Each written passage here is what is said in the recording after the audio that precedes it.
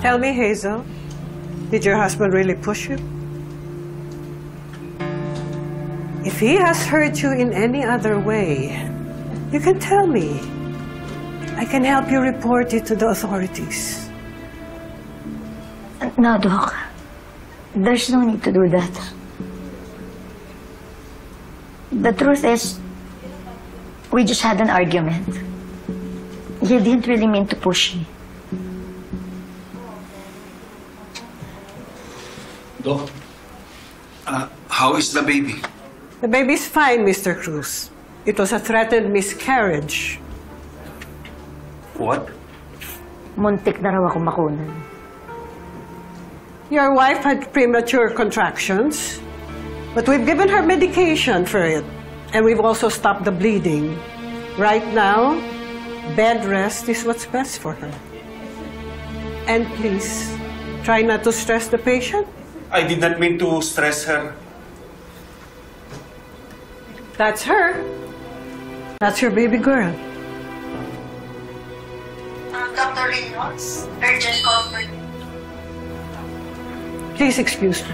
Thank you, Doc. Nakita mo na. Kung natuluyan ako, pareho na natin hindi nakita yung baby girl natin.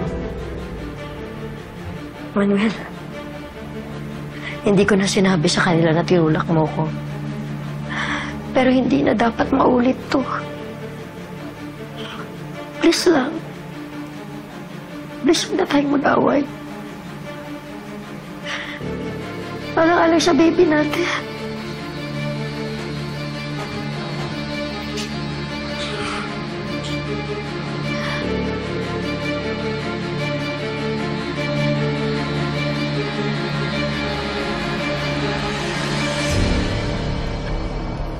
هل يمكننا أن أحصل على إيصالا موثقا بأتعاب الطبيب؟ لا يمكننا أن نعطيك إيصالا موثقا، عليك أن تطلب ذلك من العيادة. شكرا لك. عفوا. Assalamualaikum. وعليكم السلام. Payment for patient Hazel Cruz. Just wait. Pre, hindi man lang ba sumagi sa isip mo na kung halimbawang nakunan si Hazel, malaya ka na sa kanya? Parang sira ka ba? Para mo namang sinabi, sana nawala na lang yung bata. Ito naman, hindi naman sa ganun. Ayokong isipin na mawawala sa akin yung anak ko. Pare, nakita ko na siya buhay na buhay. Hindi ko mapapatawad yung sarili ko kung may masamang mangyari doon sa bata. Pare, nagkamali na kami ni Hazel. Pero hindi ibig sabihin nun, dapat madama yung bata. Pare, anak ko yun. Karapatan niyang mabuhay. Tsaka, gusto ko siyang mabuhay.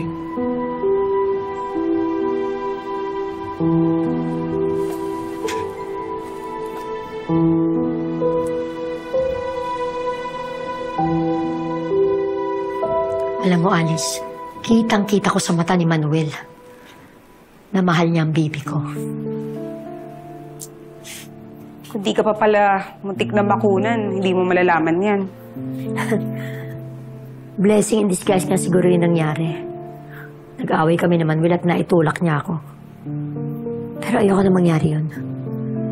Ayoko nang awayin si Manuel. Ayoko na irisik ang baby namin. Whoa! Is the mother in you talking? Ang baby na to nagpapalambot kay Manuel. Naisip ko, kung makikipag-cooperate ako at hindi ko na siya aawayan, baka mas madali ko makuha ang gusto ko. Tuluyan ang kakalimutan ng Felma na yan at ang mga anak niya.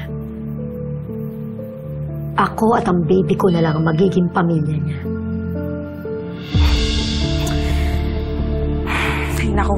Tara na nga. Ako talaga kalapuhan.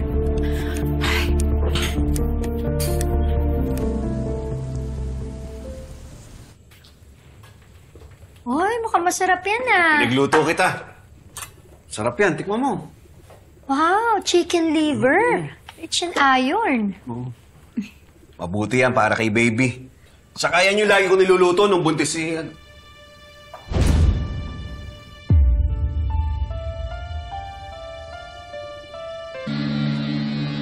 Pasensya na.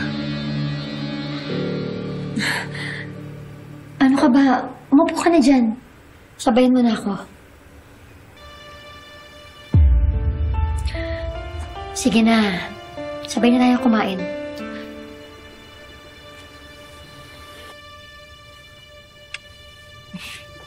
Ako na.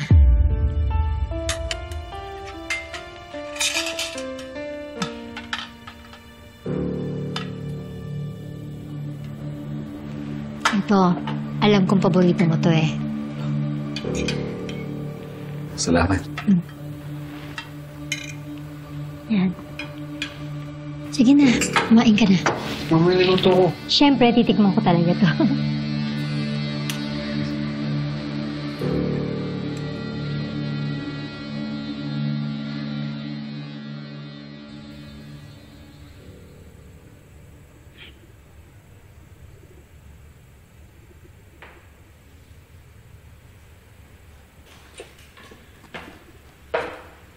Manuel, di ka pa ba matutulog?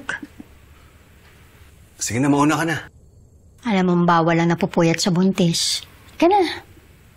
Busin ko lang to, sunod na ako. Promise? Sunod ka na.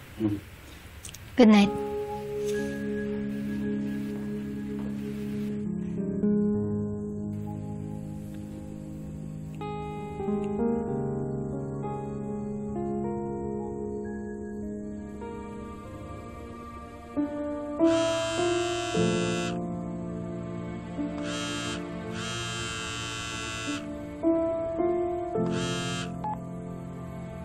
Hello?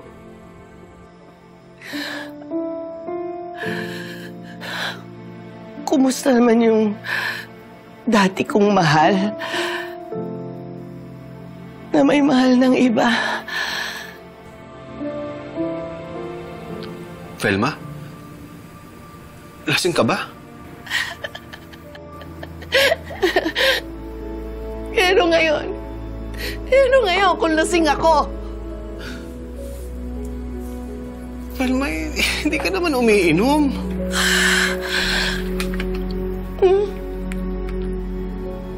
Nagbabago ang tao, di ba? Nagbabago? Ikaw, nagbago ka, di ba? Iba na yung mahal mo. Hindi ko naman mahal si Hazel. Ikaw mahal ko, alam mo naman yan. Lasing lang ako. Pero hindi ako tanga. Hindi mo pakakasalan yung babaeng yun. Kung wala ka man ng katiting na gusto sa kanya. Gusto mo ba ipaliwanag ko ulit sa'yo? Hindi talaga ako mapapagod magpaliwanag sa'yo hanggat di mo naiintindihan kung bakit ko pinakasalan si Hazel.